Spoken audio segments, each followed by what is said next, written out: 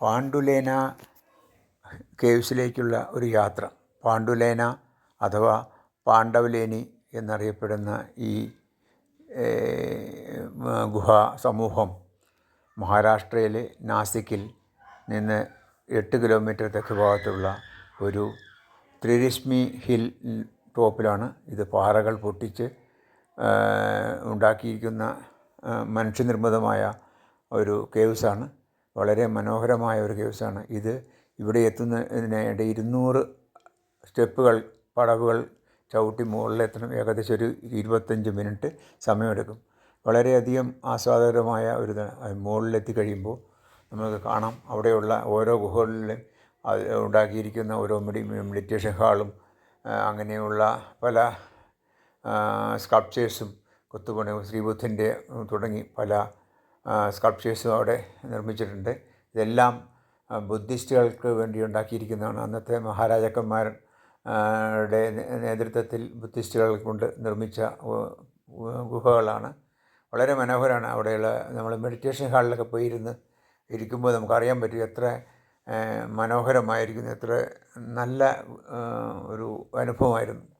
ഞങ്ങളെല്ലാവരും അത് നേരിൽ കാണാനും അത് ആസ്വദിക്കാനുമുള്ളൊരു ഭാഗ്യമുണ്ടായി. ഈ മലയുടെ മുകളിൽ നിന്ന് കംപ്ലീറ്റ് നാസിക് കാണുമ്പോൾ നാസിക് പട്ടണം മുഴുവനും കാണാൻ സാധിക്കും. ഈ ഓരോ ഫോട്ടോഗ്രാഫുകൾ കാണുമ്പോൾ അറിയാൻ പറ്റും. ഇതെല്ലാം മറ്റുള്ളവർക്കും കൂടി ഷെയർ ചെയ്യണം എന്നുള്ള ഒരു ആഗ്രഹത്താൽ ഞാനത് ചെയ്തിരിക്കുന്നതാണ്. നിങ്ങൾക്കെല്ലാവർക്കും ഇഷ്ടപ്പെടും എന്ന് ഞാൻ വിചാരിക്കുന്നു. വളരെ മനോഹരമായിരിക്കും. 24 കേവ്സ് ഉണ്ട്. അതുമാത്രമല്ല ഇതിൻ്റെ സവിശേഷത, ഇതിനകത്തൊരു 18 അടി ഉയരമുള്ള ഒരു ശ്രീബുദ്ധൻ്റെ ഒരു സ്കൾപ്ചർ ഉണ്ടാക്കിയിട്ടുണ്ട്. എത്ര മനോഹരമായിരിക്കുന്നു.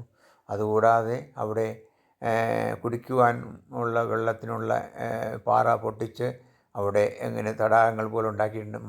മഴ പെയ്ത് നാച്ചുറലായിട്ട് അവിടെ വെള്ളം കളക്ട് ചെയ്ത് ആ വെള്ളമാണ് ഉപയോഗിക്കുന്നത്. അങ്ങനെ അവിടെ എല്ലാ സൗകര്യങ്ങളോടും കൂടി ഇപ്പോൾ അത് ആർക്കിയോളജിക്കൽ ഇന്ത്യയുടെ കീഴിലാണ്, ഗവൺമെൻറ് ഓഫ് ഇന്ത്യയുടെ അണ്ടറിലാണ്. അത് വളരെ നല്ല രീതിയിൽ അത് നോക്കിക്കൊണ്ടു പോകുന്നുണ്ട്. വളരെ നല്ല മനോഹരമായൊരു ടൂറിസ്റ്റ് പ്ലേസാണ്.